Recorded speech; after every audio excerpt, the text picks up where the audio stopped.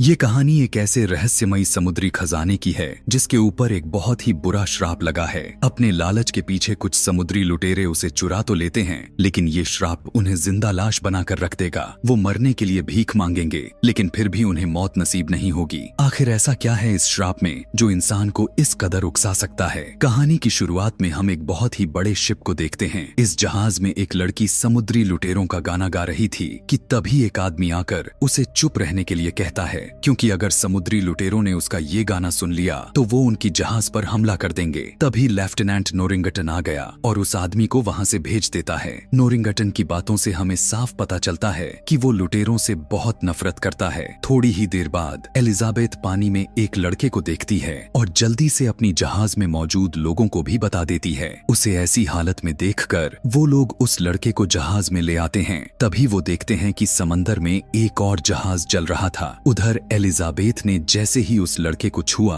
उसी वक्त उसे होश आ जाता है। एलिजाबेथ उसे कहती है कि मेरा नाम एलिजाबेथ है, जिस पर वो लड़का भी अपना नाम विल टर्नर बताता है और इतना कहते ही वो फिर से बेहोश होता है। फिर एलिजाबेथ उसके गले में एक लुटेरों का लॉकेट देखती है और समझ जाती है कि वो एक लुटेरा है, लेकिन उसने इस बारे में किसी को भी नहीं बताया और वो लॉकेट अपने पास रख लेती है। इसके बाद हमें प्रेजेंट में एलिजाबेथ को दिखाया जाता है, जो कि अब बड़ी हो चुकी है। उसके पास अभी भी विल का लॉकेट था जिसे वो अपने गले में डाल लेती है। उसकी वक्त एलिजाबेथ के पास उसके डैड, जो कि पोर्ट रॉयल के गवर्नर हैं, वो उसके लिए एक तोहफा लेकर आते हैं जिसके अंदर एक सुंदर सी ड्रेस थी। इसके बाद हम विल को देखते हैं, जो कि अब एक लोहार का काम करता है और उसको अपने अतीत के बारे में कुछ भी पता नहीं है। वो आज गवर्नर के लिए एक तलवार बनाकर लेकर आया था। दोनों बातें कर ही रहे होते हैं कि तभी एलिजाबेथ भी अपने डैड की दी हुई उस ड्रेस को पहनकर नीचे आ जाती है। वो विल को देखकर बहुत ही ज्यादा खुश हो गई, लेकिन गवर्नर को अच्छा नहीं लगता है कि उसकी बेटी एक लोहार के साथ बात करे। उधर कैप्टन जैक स्पैरो भी पोर्ट रॉयल आ जाता है। वो पोर्ट रॉयल में एक जहाज को चुराने के लिए आया था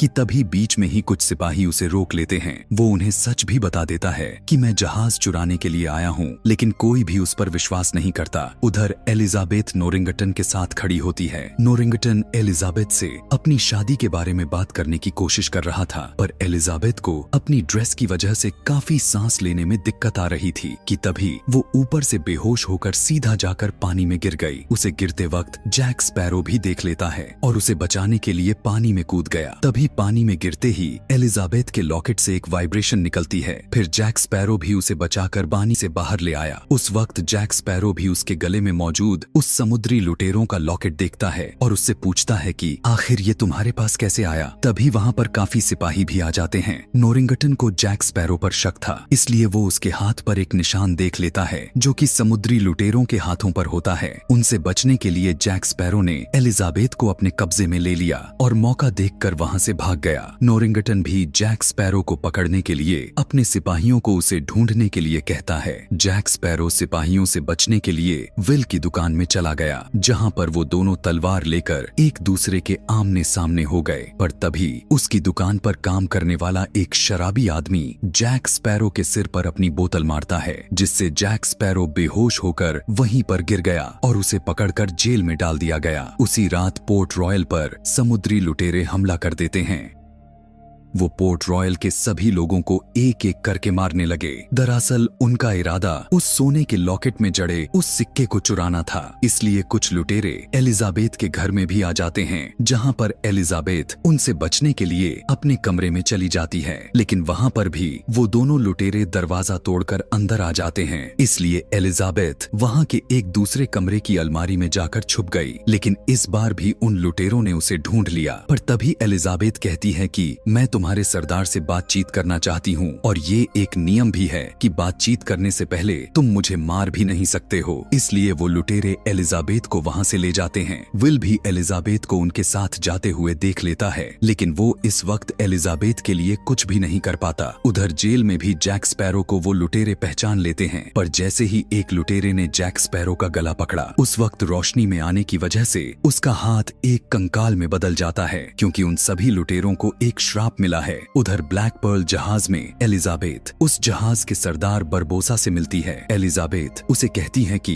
मैं चाहती हूँ कि पोर्ट रॉयल और समुद्री लुटेरों के बीच की आपसी लड़ाई हमेशा के लिए मिट जाए और तुम यहाँ से चले जाओ। लेकिन बरबोसा एलिजाबेथ की बात को टाल देता है। तभी एलिजाबेथ अपने पास रखे उस सिक्के को पानी में डालने की धमकी देती है, जिसे देखकर सभी लुटेरे काफी ज्यादा घबरा गए। उस सिक्के को देखकर बरबोसा एलिजाबेथ से उसका नाम पूछता है, जिस पर एलिजाबेथ बताती है कि मेरा नाम एलिजाबेथ टर्नर है। ये सुनकर बरबोसा कहता है कि चलो हम एक सौदा करते हैं, तुम हमें ये सिक्का दे दो, हम पोर्ट रॉयल से चले जाएंगे। एलिजाबेथ उसे वो सिक्का दे देती है, पर फिर भी वो एलिजाबेथ को अपने साथ ही ले गए। पोर्ट रॉयल में विल सीधा नोरिंगटन के पास जाकर कहता है कि हमें जल्दी से जल्दी जाकर उस ब्लैक पर्ल जहाज को ढूंढना होगा, लेकिन नोरिंगटन उसे कहता है कि हम तुम्हारी कोई मदद नहीं ले सकते क्योंकि तुम महज एक लोहार हो। ये सुनकर विल सीधा जैक स्पैरो के पास उसकी जेल में जाता है, जहाँ पर वो जैक स्पैरो से कहता है कि मैं तुम्हें इस जेल से आजाद कर सकता हूँ, पर तुम्हें मेरे साथ ब्लैक स्पैरो जहाज को ढूंढने में मदद करनी होगी। स्पैरो भी उसका साथ देने के लिए मान जाता है। बाहर आने के बाद वो दोनों इंटरसेप्टर जहाज को चुराने का प्लान बनाते हैं। अब क्योंकि उस जहाज पर काफी सारे लोग थे, इसलिए वो दोनों एक दूसरी जहाज पर चले गए और उसे लूटने का नाटक करते हैं। ये देखकर इंटरसेप्टर जहाज में मौजूद नोरिंगटन भी उन्हें देख लेता है और अपने सभी सिपाहियों को लेकर उस दूसरी जहाज में आ गया। लेकिन उसके वहां पर आते ही जैक स्पैरो और विल दोनों उस इंटरसेप्टर जहाज में जाकर उसे वहां से ले जाते हैं। अपनी जहाज को ऐसे जाते हुए देखकर नोरिंगटन के मन में जैक स्पैरो के खिलाफ और भी ज्यादा गुस्सा भर जाता है। इंटरसेप्टर जहाज में जैक स्पैरो विल को बताता है कि तुम्हारे पिता भी एक समुद्री लुटेरे थे और उन्हें सभी लोग बूटस्ट्रैप टर्नर के नाम से जानते थे। लेकिन विल उसकी बातों पर बिल्कुल भी यकीन नहीं करता।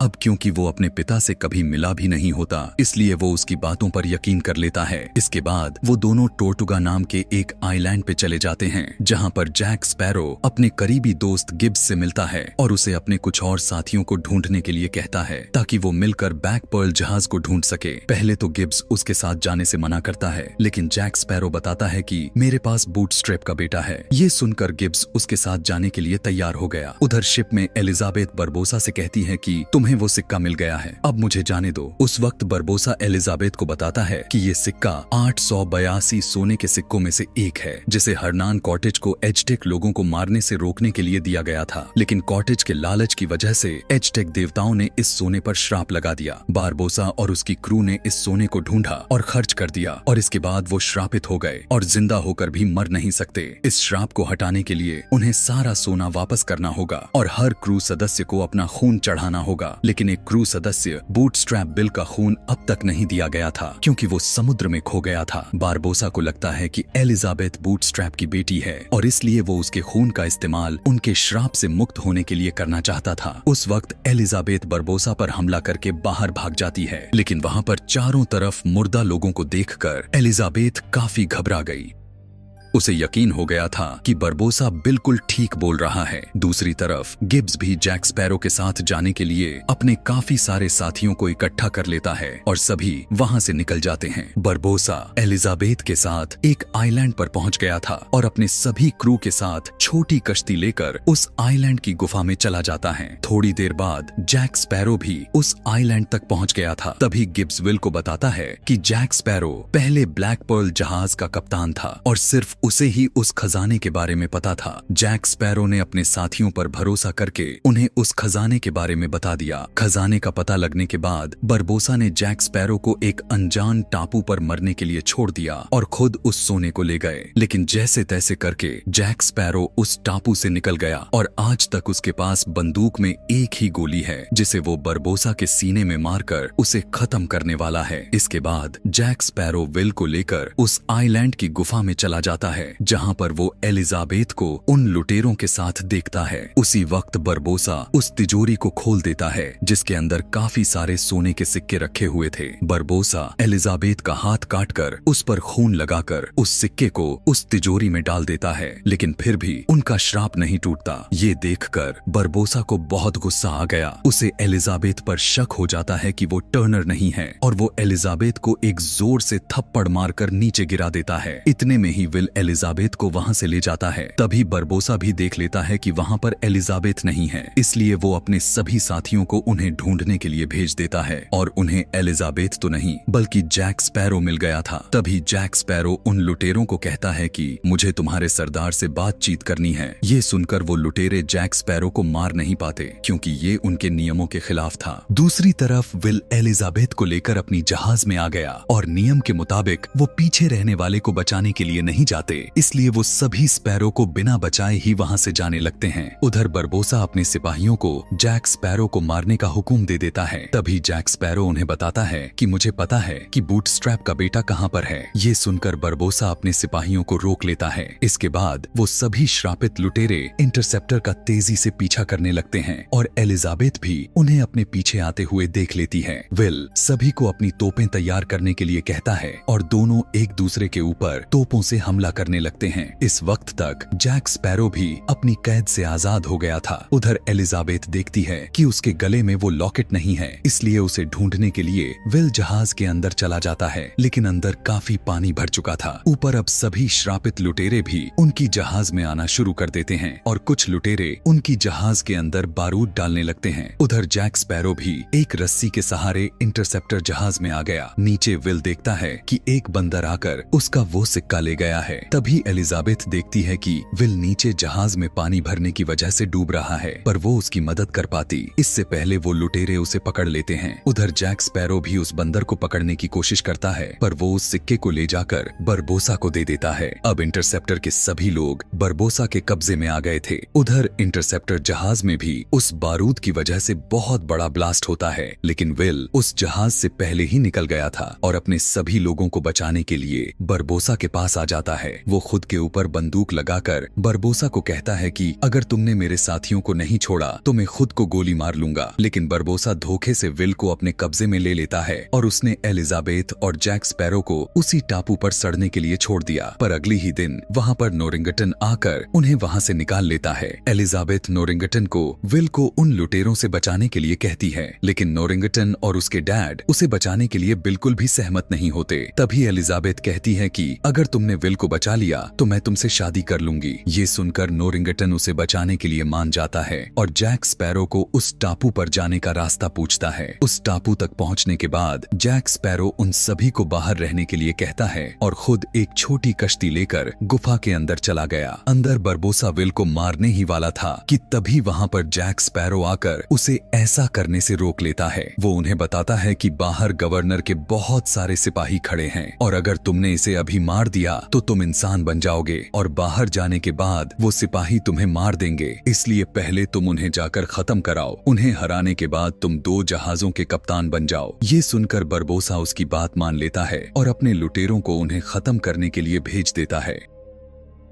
वो सभी लुटेरे छुपकर गवर्नर की जहाज पर हमला कर देते हैं और एक एक करके सभी लोगों को मारने लगते हैं। उधर उस गुफा में जैक स्पैरो और विल भी बरबोसा और उसके साथी लुटेरों से लड़ने लगते हैं। तभी लड़ते वक्त बरबोसा ने जैक स्पैरो के अंदर अपनी तलवार घुसा दी, लेकिन तभी वो चांद की रोशनी में चला गया और वो एक कंकाल में बदल जाता है। दरअसल जैक स्पैरो ने भी उस खजाने में से एक सिक्का चुरा लिया था। उधर ब्लैक पर्ल जहाज में आकर एलिजाबेथ ब्लैक स्पैरो के सभी साथियों को वहां से आजाद कर देती है, पर उनमें से कोई भी उसके साथ विल और जैक स्पैरो को बचाने के लिए नहीं जाता। दूसरी तरफ नोरिंगटन और उसके सिपाही भी अपनी जहाज में बाकी के लोगों की मदद के लिए आ जाते हैं। टापू के अंदर जैक स्पैरो मौका देखकर अपने चुराए हुए उस सिक्के पर अपना खून लगाकर विल की तरफ फेंक देता है और साथ ही उसने अपनी बचाकर रखी हुई गोली से बरबोसा को शूट कर दिया। बरबोसा कहता है कि तुमने अपनी गोली बर्बाद कर दी है। उसी वक्त विल भी अपना खून लगाकर उस सिक्के को तिजोरी में डाल देता है, जिसे डालने के बाद बरबोसा इंसान बन गया और गोली लगने की वजह से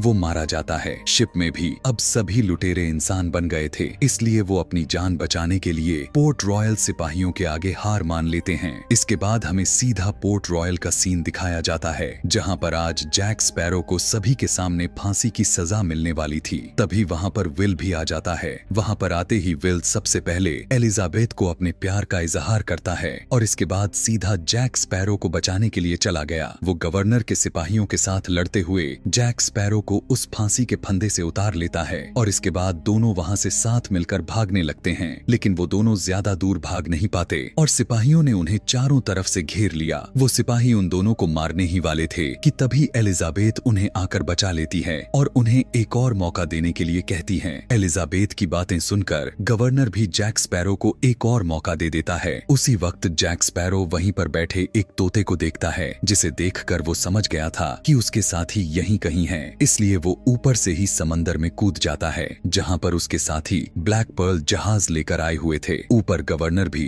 अपनी बेटी एलिजाबेथ की शादी विल से करवाने के लिए मान गया था और दूसरी तरफ जैक स्पैरो अब फिर से ब्लैक पर्ल का कप्तान बन जाता है। इसी के साथ ये मूवी यहीं पर खत्म हो जाती है। आगे की कहानी जानने के लिए कमेंट में नेक्स्ट लिखना ना भूलें। Thanks for watching.